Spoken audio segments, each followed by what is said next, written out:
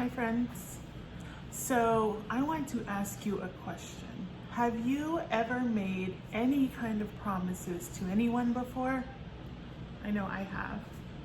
How about, have you ever broken any promises to anyone before? I have too. I didn't mean to, and I probably had really good intentions when I told them the promise, but sometimes that happens, right? Because as we've learned through the last several messages, we are human and we still make mistakes. So people don't always keep their promises, but you know who does? God. So throughout the Bible, we have read about many different promises that God has kept to people, and He has always kept those promises. And you know what's something cool? You can't believe everything you read on the internet. However, I read on the internet, I looked up how many promises were made in the Bible from God. And it was a huge number. It wasn't like 2 or 3 or even 33. It was over 7,000. 7,000 promises. I don't even know. That's so many promises. And He kept them all. He always kept His word. So our story today is about a promise that God made to King David. And what's kind of cool about this promise is that in some ways it was fulfilled while David was alive, but also God's promise was kept all throughout eternity. Eternity, that's forever. So our story today comes from the book of 2 Samuel. So it kind of tells us about David's life.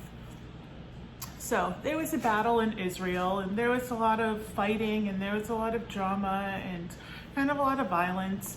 But we're going to kind of fast forward through that right now, and we're going to focus on what happened between God and David right now. So God had strengthened David, and He had given him the victory over all of his enemies.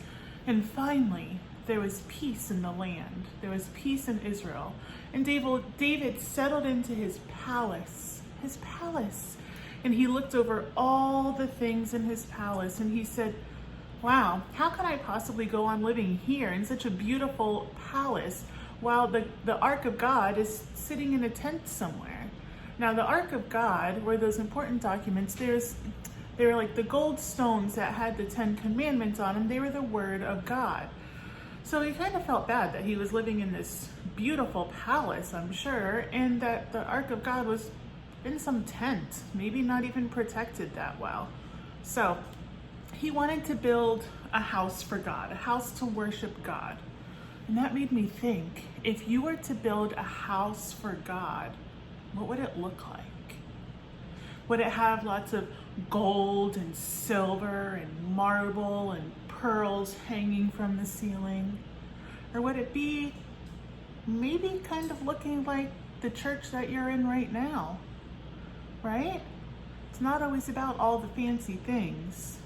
So that's something interesting to ponder there for a minute. What would that look like?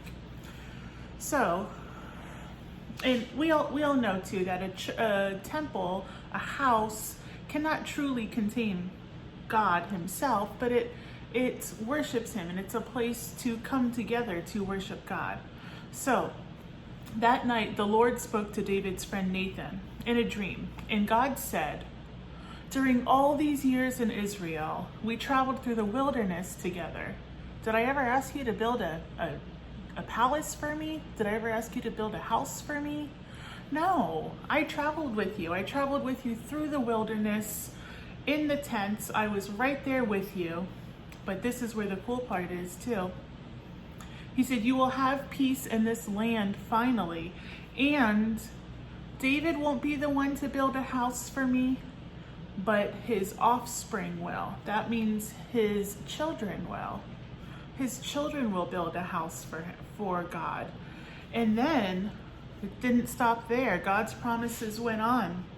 And God also promised that there would always be someone from David's family ruling over the throne of Israel.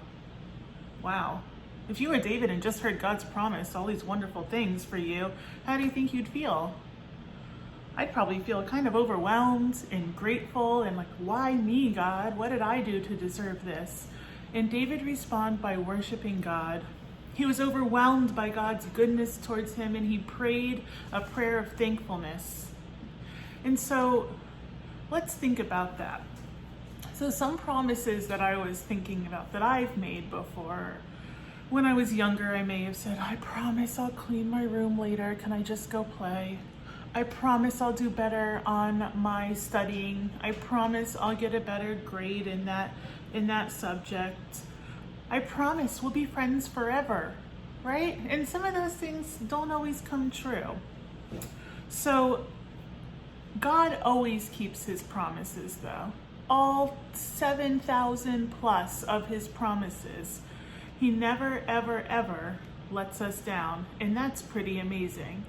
And the really awesome thing about this promise to David was not only did he say, I know you're going to have children that will build me this house, this temple, but you're going to have children on the throne forever. Forever. That's pretty amazing. That's pretty amazing, huh? So I think that we should be so thankful to God for always keeping his promises, because being a person, it's hard to keep all of our promises, even though we try really hard. And we should say thanks to the Lord for always keeping his promise to us, no matter how long it takes, right? Okay, friends, well, I'm away, but I promise that I will be back soon.